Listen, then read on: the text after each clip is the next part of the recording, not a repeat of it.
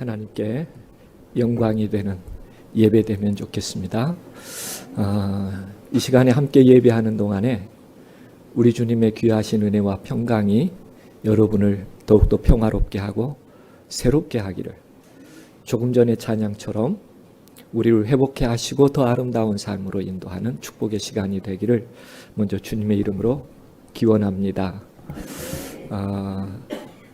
어제 저녁처럼 부탁드리고 싶은 것은 제 얘기가 아니라 여러분의 마음속에 진실로 세미하게 들려주시는 하나님의 다정한 음성을 듣는 시간이 되기를 주님의 이름으로 기원합니다.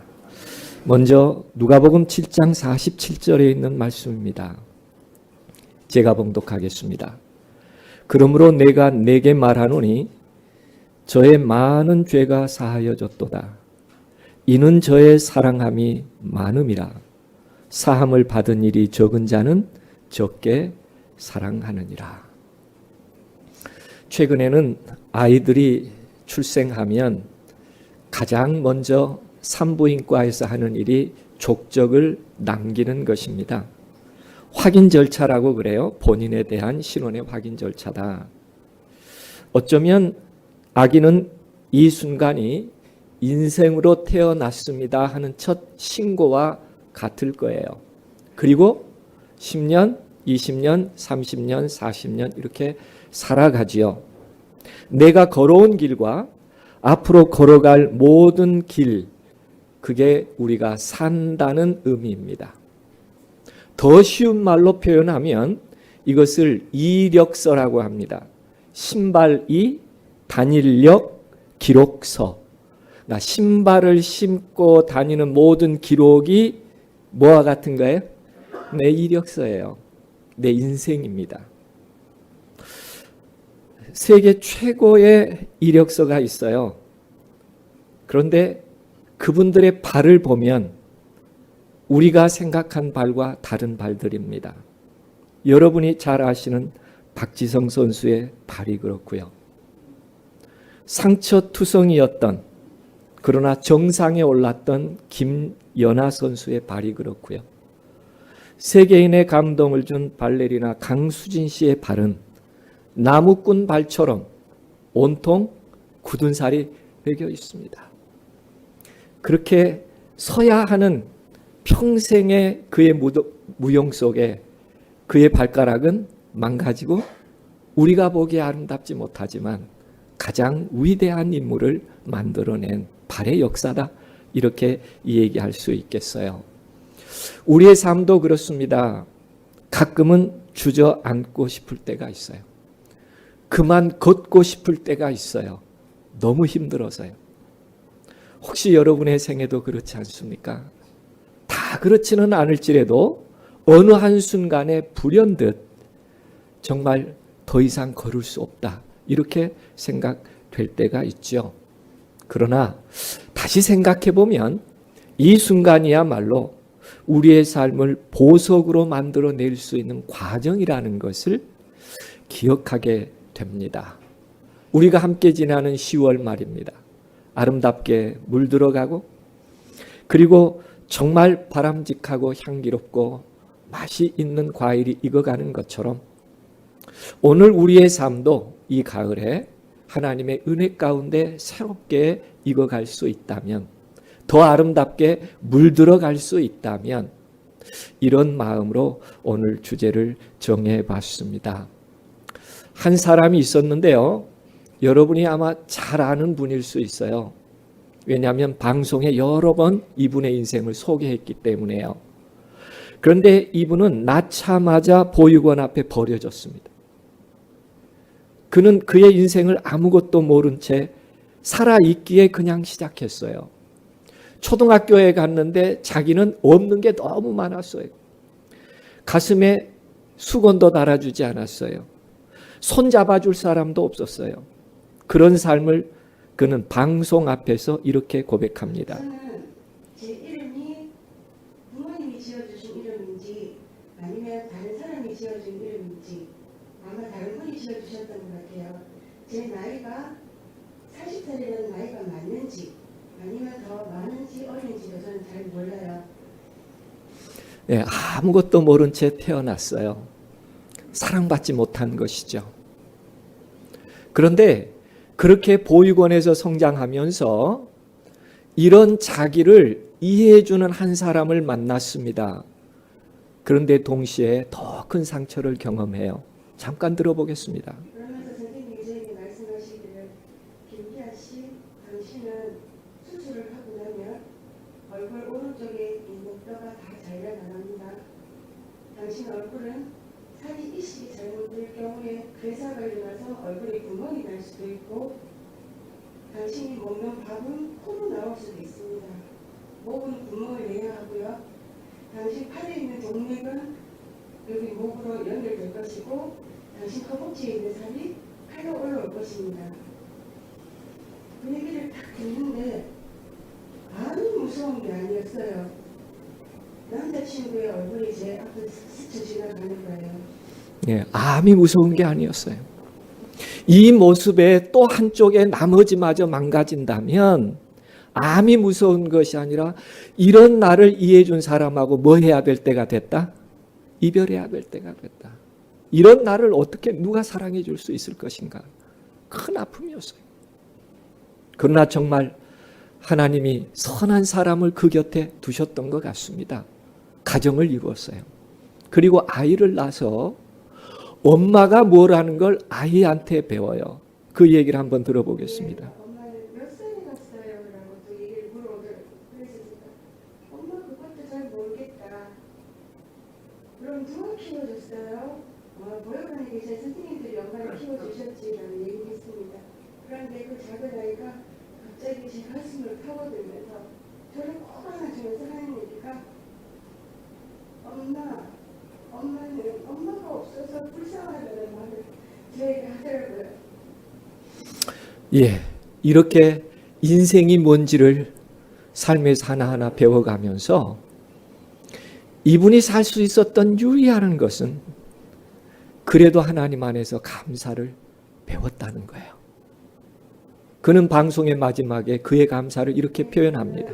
부모님에게 말씀드리고 싶습니다. 어머니, 당신은 저에게 이렇게 큰 복장을 주셨습니다. 어머니, 당신은 저에게 생명을 주셨습니다. 엄마, 이렇게 태어나서 정말 죄송하고요. 엄마, 저를 낳아주셔서 감사합니다. 그리고 엄마, 정말 엄마라고 방송으로 이렇게 불러볼 수 있게 해주셔서 감사드리고요. 엄마, 그리운 만큼 엄마 당신을 사랑합니다. 예, 참 아프지만 아름다운 얘기입니다. 우리 삶의 행복을 만날 수 있는 점이 어디에 있는지 이 아픈 여인의 삶을 통해서 배울 수 있다고 생각합니다. 부끄러움을 감사로 바꿀 수 있고 그리움을 감사로 바꾸며 희망을 품고 살아가는 한 인생의 이야기죠. 성경에는 이처럼 가련한 이야기가 또 있었어요. 그 여인의 이름은 막달라 마리아라고 하는 여인이었습니다. 성경은 이 여인을 소개할 때 이 여인이 한 바리새인 집에 들어가 앉아서 식사하시는 예수 앞에 나아가게 될 때 이 여인을 소개하는 가장 첫 얘기가 이렇게 소개되고 있어요. 그 동네에 죄인인 한 여자가 있어. 사람을 소개할 때 처음 소개하면 대부분 좋은 점을 들어서 소개합니다. 우리 찬양하시는 분 사회자가 뭐라고 소개하셨어요? 기억합니까? 우리 교회 보물이라고 소개했어요. 이렇게 사람을 소개할 때는 좋은 말로 소개하는데 이 여인은 죄가 얼마나 많았던지 이 여인을 소개할 말은 딱 하나가 있는데 동네에 소문난 죄인이라는 거예요. 이렇게 소개될 만큼 사람에게 버려진 대상이었고 비난의 대상이었고 기피의 대상이었어요. 이 여인은 막달라라고 하는 동네에서 태어났는데요. 이 막달라라고 하는 동네는 디베라의 배후 도시입니다.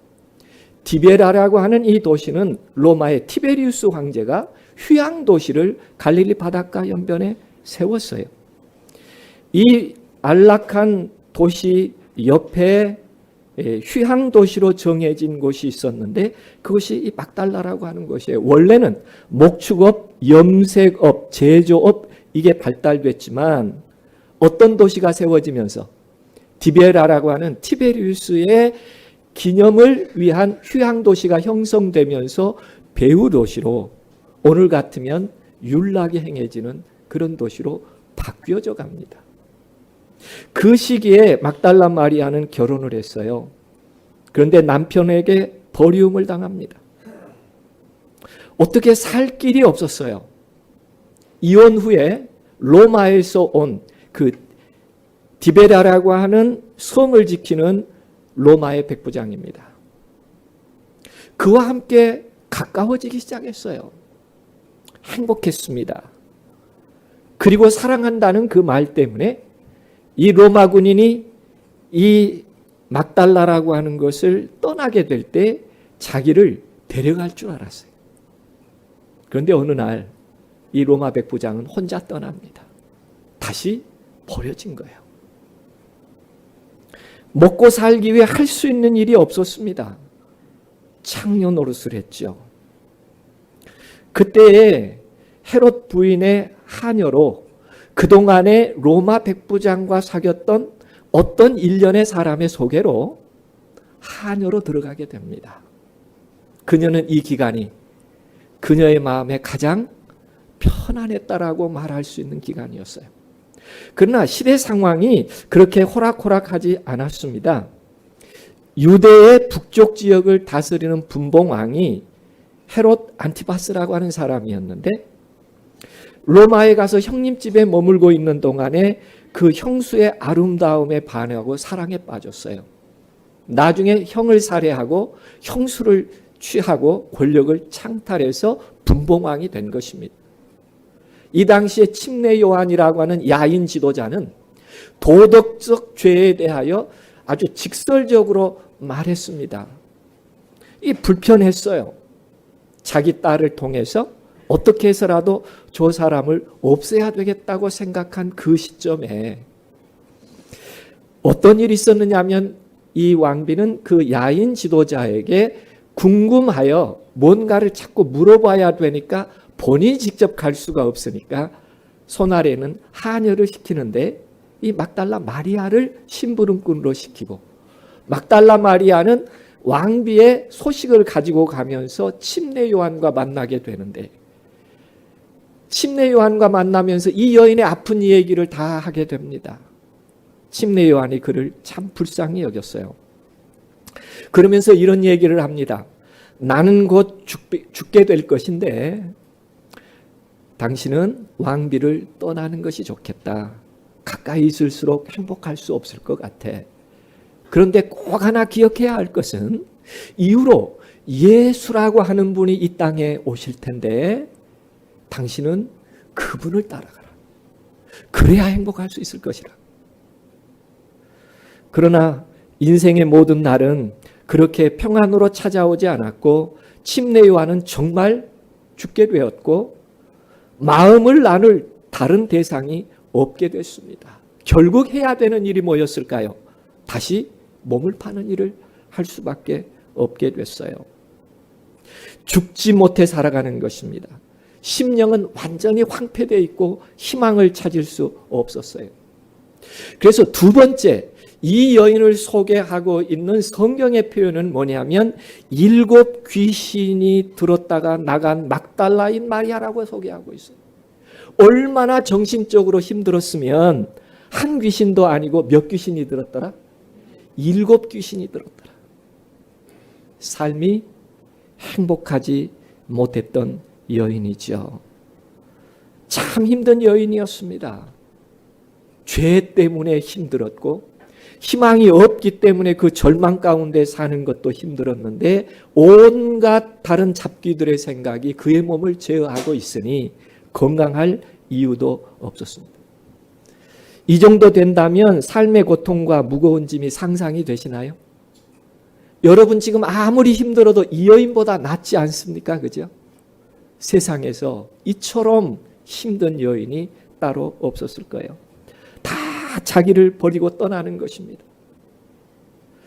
어쩌면 내면 속에 진정으로 나를 버리지 않을 사람은 세상에 없을 것인가. 그런데요, 정말 침례 요한의 이야기대로 예수란 사람을 보게 됩니다. 처음에는 그의 죄성 때문에 가까이 다가갈 수도 없는 부끄러움이 있었어요. 그런데 그분이 하는 이 얘기를 들어보니 마음에 나도 모르는 위로와 위안이 차기 시작한 것입니다. 애통하는 자는 복이 있나니.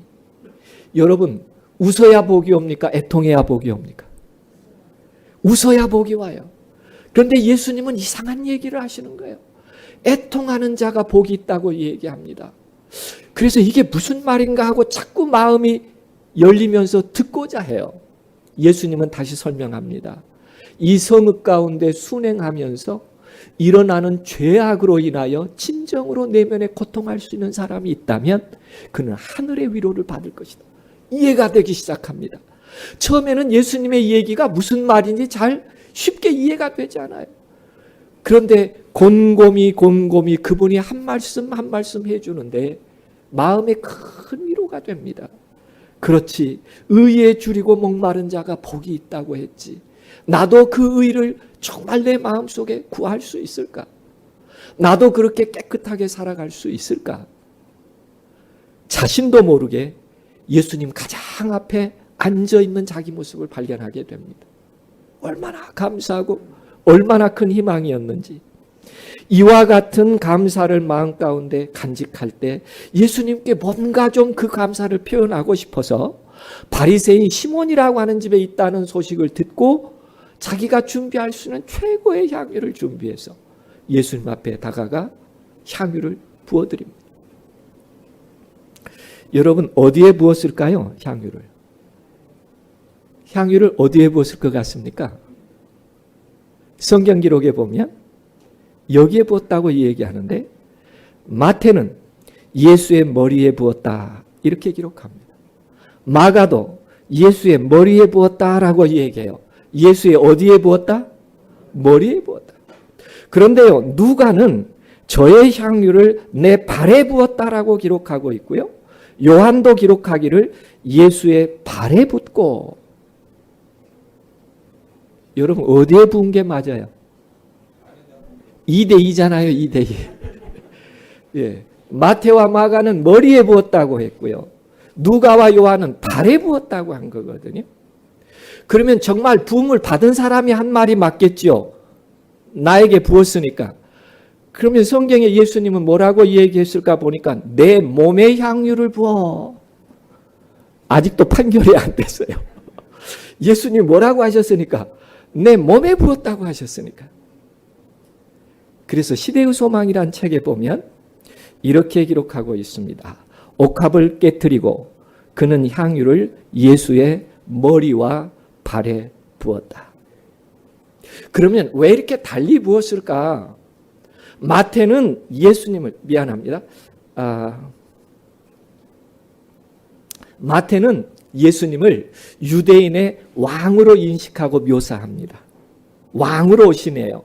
그러니까 어디에 부었다는 게 마태의 시각이에요? 왕으로서의 그의 사역을. 그런데 누가는 예수님을 섬기는 종으로 그렇게 예수님을 묘사하기 때문에 어디에 부었다고 표현했어요? 네, 발에 부었다고 소개했어요. 그분이 어떤 분인가를 부음이라고 하는 위치 통해서 우리들에게 이해하려고 하는 사복음서의 기자들의 이해라고 말씀드릴 수 있어요. 그러면 이 당시에 오래도록 어떤 경우에 향유를 부었는가? 신부가 신랑에게 나는 이제로부터 온전히 당신의 것입니다. 당신에게만 구별하겠습니다. 할 때 향유를 부었습니다. 왕을 세우고 왕권을 거룩히 구별해 줄 때 왕의 머리에 기름을 부었습니다. 그리고 하나님께 제물을 드릴 때 이 모든 것은 당신의 것입니다 라고 할 때 거기에 향유를 부었어요. 향유는 구별의 표시입니다. 이제는 내가 내 것이 아니라 나의 모든 것은 당신의 것입니다. 그러니 이 막달라 마리아가 내 상처와 아픔 있는 나의 존재지만 이제는 내 모든 존재가 누구의 것이라는 것을 고백하고 싶은 거예요. 선하신 당신의 것이 되기를 원합니다. 이 아름다운 얘기가 있는 그 시간도 그동안의 그 여인에 대한 비판적인 시각은 달라지지 않았어요. 그래서 성경에 보면 예수와 함께 있었던 그 바리새인들과 제자들까지라도 이 여인에 대하여 아직도 부정적인 생각을 버리지 않고 있습니다. 그러면서 비난하지요. 그 여자를 책망합니다. 어느 곳에서 무엇을 해도 사람의 심기를 건드리는 버림받은 이 여인의 아픈 말입니다. 그러나 한 사람만은 달랐습니다.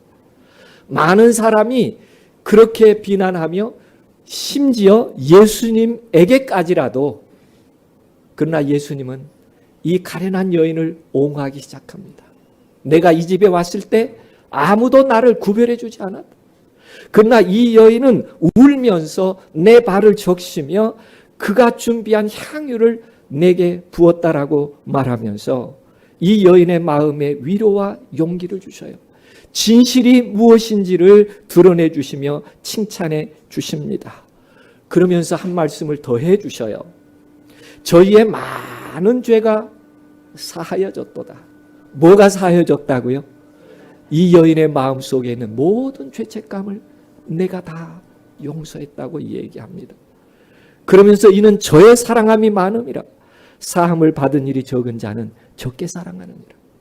이 여인은 평생에 어쩌면 1년 그 모든 아픔 속에 벌었어야 될 향유를 예수님께 그만한 가치로 부어드리면서 그 아름다운 사랑을 그 마음 가운데 간직합니다. 제가 1993년에요. 청년들과 함께 방글라데시라고 하는 곳에 봉사를 갔습니다. 구호품을 많이 가지고 갔어요. 세관에서 그 구호품을 이렇게 받는데도 많은 절차가 필요했습니다. 트럭을 하나 빌리고 세관에서 구호품을 차량에 옮겨 실어요. 그런데요, 제 눈에는 전혀 상상할 수 없는 일이 벌어지는 거예요. 그 하역하는 사람들이요, 그게 구호품이라는 걸 알고요, 제가 이렇게 보고 있는데도 그냥 박스를 헤치면서 옷들을 다 꺼내가는 겁니다. 어떻게 할 수가 없어요. 너무 가난해서요. 그걸 가지고 선교 지역으로 갔습니다. 그런데 얼마나 많은 사람들이 손을 내밀든지 저희가 가지고 간 모든 구호품들이 다 없어졌어요. 저희가 가지고 간 식품도 나눠줬어야 했습니다. 그러다가 하루는 이렇게 저희가 회의를 했어요. 이렇게 하다가 우리가 정말 결례할 수도 있으니 이제로부터는 가장 어려운 사람들부터 우리가 도와주는 게 좋겠다. 남은 기간은. 그래서 1순위 아이가 가진 엄마를 도와주자고 했어요. 왜냐하면 이 아이를 먹여서 키워야 되잖아요. 그죠? 그래서 저희가 정하기를 우리가 앞으로 1순위는 뭐다? 어린아이를 가지고 있는 어머니를 돕는 것이다. 그들의 필요를 다 채울 수 없지만 저희가 손에 돈을 쥐고 아이가 예쁘다고 머리를 쓰다듬으면서 여기다가 돈을 딱 이렇게 넣어주는 겁니다. 아무도 모르게 그렇게 하기로 했어요. 우리는 아이를 등으로 엎는데 거기는 아이를 옆으로 안아요. 그러니 거기 엄마의 이 옆에다가 살짝 넣어주면 모를 거라고 생각했어요. 그런데요, 그 일을 하고 나자 이 엄마가 얼마나 감사했던지 그 돈을 보면서 오른손을 무릎을 꿇고 저희 발을 어루만집니다. 그리고 일어서면서 그 오른손을 가슴에 대고 인사를 해요. 좀 생소한 모습이었어요. 돈을 주면 그 엄마가 무릎을 꿇고 저희 발을 어루만지고 일어서면서 가슴에 손을 대고 인사를 하는데 그러면 수 없는 손이 다시 옵니다. 뭘 안 거예요? 뭘 줬다는 걸 아는데. 그래서 물어봤습니다. 이게 무슨 뜻이냐고. 그랬더니 너무 감사할 때 그렇게 예를 들여 감사를 표현한다는 거예요. 숨길 수 없는 거예요. 이 여인의 감사도 숨길 수 없는 것이었습니다. 주변 사람들이 아무리 나를 폄하하고 인정하지 않는다고 할지라도 나의 마음을 위로해 주시고 내 삶의 새로운 희망을 정해주신 용서의 사랑을 베푸는 그분이 있다면 나는 이제 그분에게 모든 것을 맡기며 그렇게 살고 싶은 그의 생각에 감사를 하나님께 드리는 것이죠. 그것은 어떤 눈물이냐면 지난날의 나의 아픈 삶을 버리겠다는 마음, 거기서부터 나오는 눈물입니다. 지난 삶을 벗어나려고 흘리는 눈물, 외식의 허물을 벗어버리고 싶었고 인간답게 살아보려고 결심하며 흘리는 눈물입니다. 그런가 하면 이런 눈물은 죄의 삶과 죄의 악습을 끊어버리려고 몸부림칠 때 흘릴 수 있는 눈물이에요. 나도 함께 어울려 웃으며 살아보고 싶은 간절함, 그런 새로움을 추구하는 마음의 눈물입니다. 한 분도 그런 경험을 이렇게 고백합니다. 구원받으신 분 중에도 있잖아요. 내가 언제 구원받았을까 생각해 보시면 어려울 때 그때 구원이 됐습니다. 구원받고 난 다음에도 언제 우리에게 은혜가 임하는 것을 배웠을 때 눈물 목살이 퉁일 때 그때 주님 우리에게 은혜 많이 주신 것을 알수 있습니다. 그렇습니다. 우리가 바삐 평범하게 살아갈 때는 하나님의 은혜를 깊이 이해하지 못해요. 그러나 내가 지금 힘들고 어떻게 해야 될지 알지 못할 때 조용히 우리 마음을 하늘을 향하여 열기 시작하며 그분이 드디어 우리 마음 가운데 위로의 영으로 오셔서 코끝을 칭하게 흔들 때도 있고요. 나도 모르게 눈물이 주르르 흐를 때도 있고요. 이제는 내가 정말 이렇게 살아야지. 이제는 내가 정말 이렇게 아름답게 한순간만이라도 이렇게 산다면 내가 곧 죽어도 소원이 없을 거야. 오늘 이 아름다운 은혜의 기별들이 우리 마음속에 다시 차오르는 기쁨이 되기를 간절히 기도해 봅니다. 우리가 언제 이런 눈물을 흘리는가? 잃어버린 나를 찾아주실 때, 잃어버린 자를 찾아주시는 그분을 만날 때 우리는 정말 행복한 눈물을 흘리게 됩니다. 몽골에 선교사로 갔던 이용규라고 하는 분이요, 더 내려놓음이라고 하는 두 번째 책을 썼는데 그 책 내용에 보면 이런 간단한 이야기 하나가 나옵니다. 아이가 놀다가 응아를 했습니다. 냄새가 폴폴 납니다. 아빠가 닦아줘야 될 것 같아요. 그래서 아이에게 묻습니다. 너 응아했니? 아이가 부끄러운 것 같아요. 그러니까 뭐라고 이야기해요? 냄새는 폴폴 나는데? 아니 안 했어 그래요. 아빠가 다시 묻습니다. 냄새가 나는 것 같은데? 그래도 이 꼬마는 그래도 그게 좀 부끄러웠나 봐요. 그래서 냄새는 풀풀 풍기면서 뭐라 그래요? 안 했다고 그래요. 아빠가 그를 안아다가 깨끗하게 닦아줍니다. 우리 하나님은 우리를 더럽게 생각하지 않으셔요. 깨끗하게 닦아주며 기뻐하고 감사할 그 아버지처럼 우리의 죄를 용서하시고 우리의 아픔을 어루만지시며 우리의 고통을 제하실 때 그분은 기쁨으로 하십니다. 우리 삶이 망가지고 얼마나 더러웠을지라도 하나님은 그 더러움을 더러움으로 여기지 아니하시고 깨끗하게 씻어주십니다. 하나님께서 씻지 못할 죄가 없어요. 그래서 우리를 사랑으로 다시 회복시켜 주시는 하나님이 되십니다. 제가 삼육대학 기숙사에 있을 때요, 조금은 게을러요. 그래서 빨래를 할 때 그때그때 못 빱니다. 자루 속에 무조건 다 담아요. 양말을 다 신고 더 이상 신을 양말이 없으면 그때 다 가져가 한꺼번에 빱니다. 여러분 안 그러시죠? 근데 저는 그랬어요. 그래서 어떤 날은 제가 양말을 다 빨았습니다. 그리고 아침에 널었어요. 그리고 이제 오후에 그 양말을 걷어서 이렇게 보니까 제가 좋아하는 양말 한 짝이에요. 짝짝이에요. 짝이 없는 거예요. 그래서 그 세탁을 말렸던 곳을 봤더니 없는 거예요. 어디를 가봤을까요? 빨래를 빨았던 샤워실로 갔죠. 보니까 없어요. 이상하다. 어디 갔지 하고 나오려는데 제 눈이 수채구멍을 보게 된 겁니다. 근데 거기 뭐가 하나 있어요. 그게 보니까 제 양말이 아마 제가 빨고 실수로 흘렸던 것 같아요. 그런데 보니까 그 뒤로 샤워를 했던지 그 제 양말 위에 하얀 때들이, 남의 때들이 끼어 있는 거예요. 여러분, 그냥 버려야 될까요? 그거 주워야 할까요? 여러분 같으면요. 그런데요, 저는요, 그냥 손을 넣어서 제 양말을 주웠어요. 그리고 더 깨끗하게 빨았어요. 왜 그랬을까요? 내 거니까요. 감사합니다. 예. 제가 남의 것은 손 안 댔을 거예요. 내 거니까 아무리 더러워도 그걸 더 깨끗하게 빨더라고요. 오늘 우리 하나님께서 우리를 그렇게 빨아주십니다.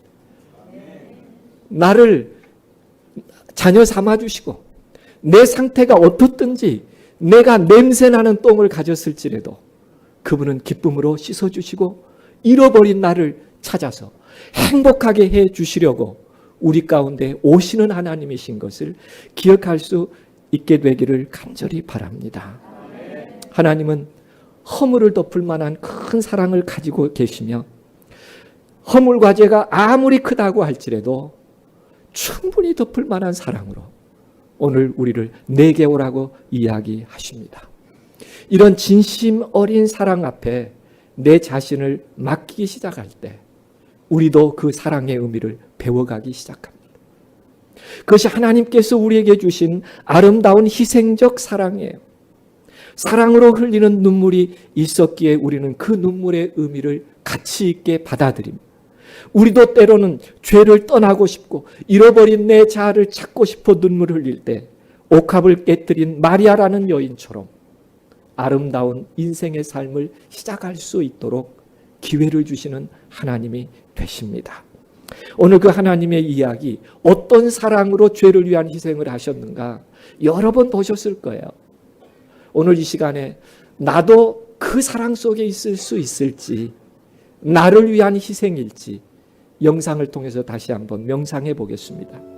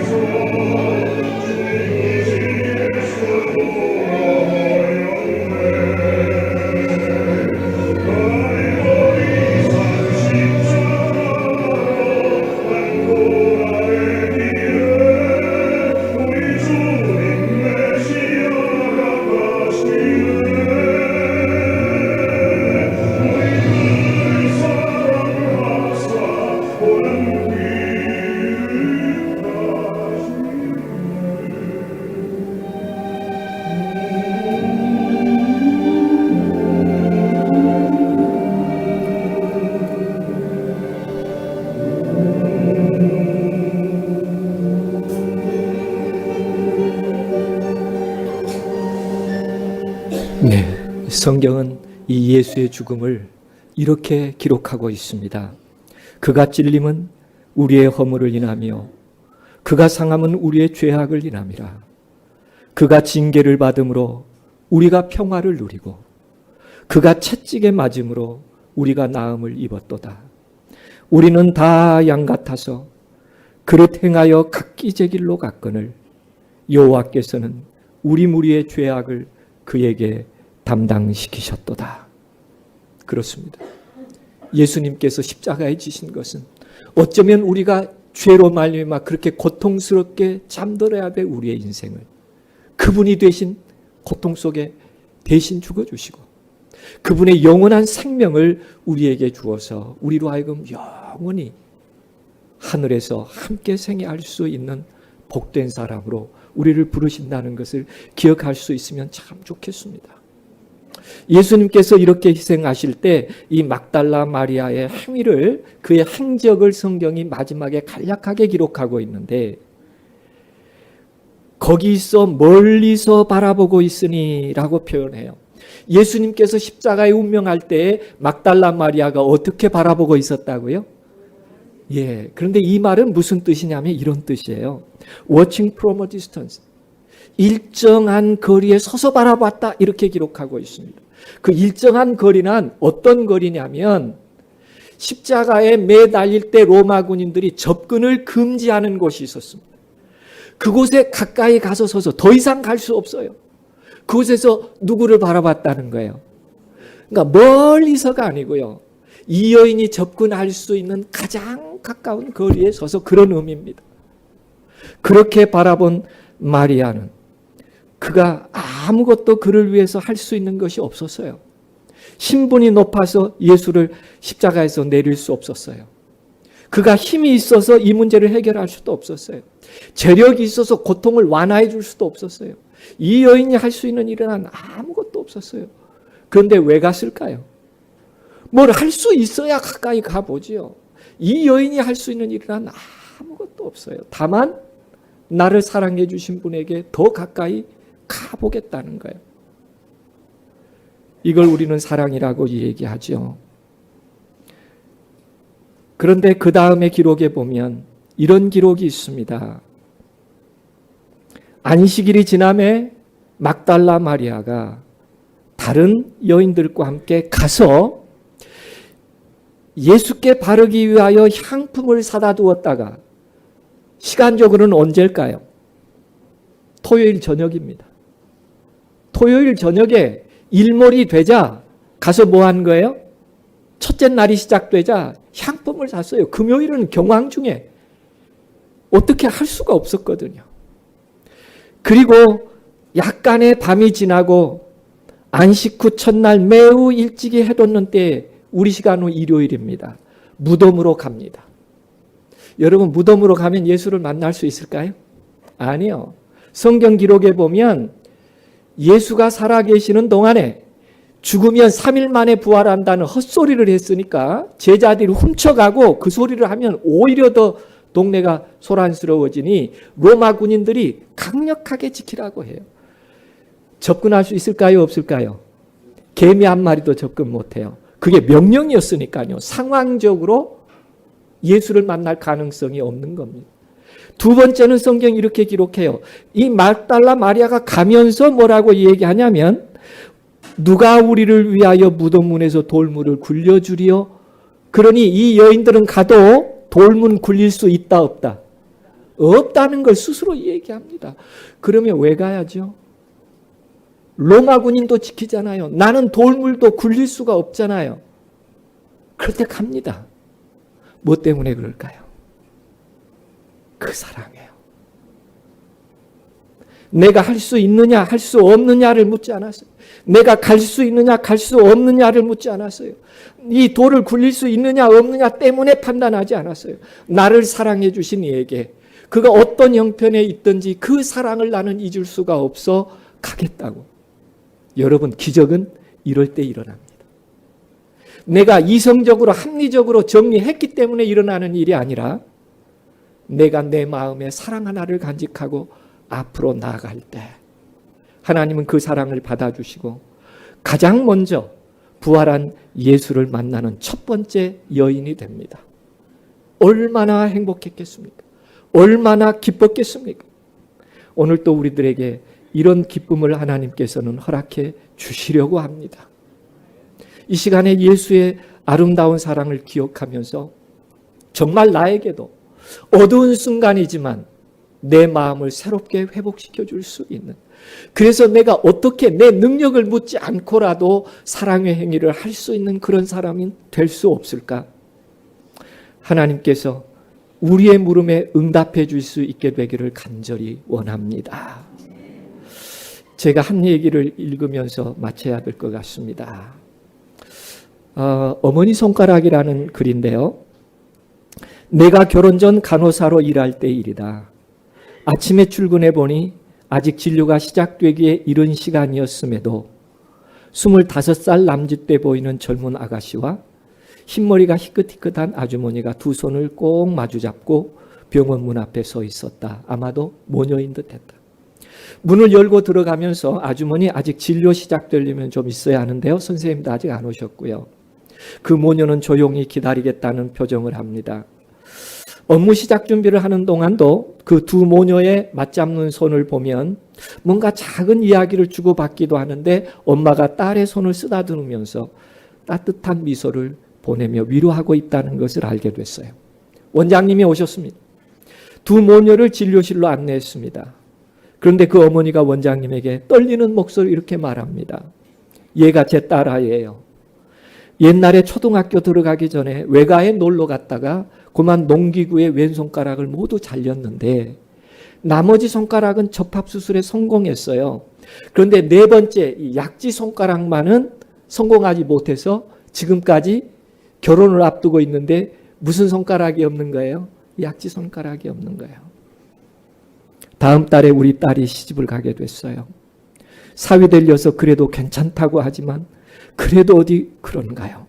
이 못난애미 보잘것없고 어린 마음에 상처 많이 줬지만 그래도 결혼 반지 끼울 손가락을 주고 싶은 게 이 못난 애미의 바람이에요.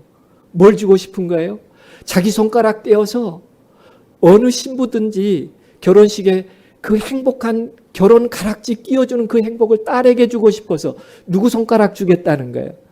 내 손가락 떼어서 우리 딸에게 접합수술 해달라는 거예요. 늙고 못생긴 손이지만 제 손가락으로 접합수술이 가능할지요.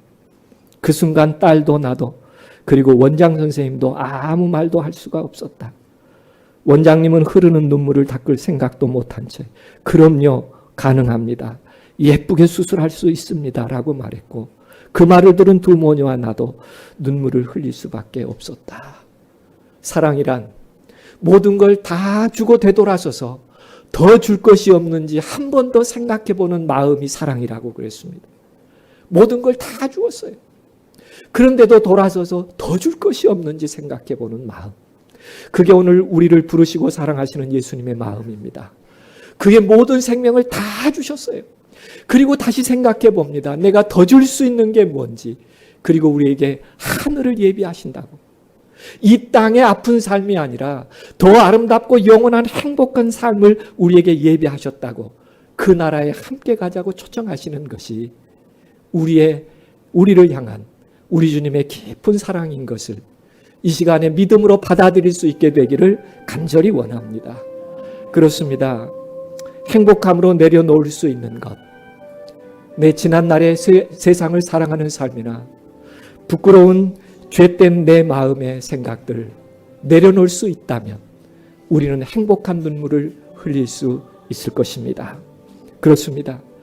언젠가 한번 내가 진정한 그리스도인이 되기를 원했다면, 언젠가 진실이 그분을 사랑할 수 있을 것이라고 생각했다면, 언젠가 큰 믿음의 활용을 한번 나도 내 삶 속에서 실행해보고 싶었다면, 기적과 같은 믿음을 체험하며 그 사랑 속에 거하고 싶다면, 그리고 지난날의 나의 모든 죄로부터 정말 자유하고 싶다면 오늘 이 사랑을 기억하며 마음에 받아들이며 여러분의 마음 가운데 죄로부터 자유한 행복한 눈물을 흘릴 수 있게 되기를 주님의 이름으로 기원하면서 말씀을 줄이겠습니다.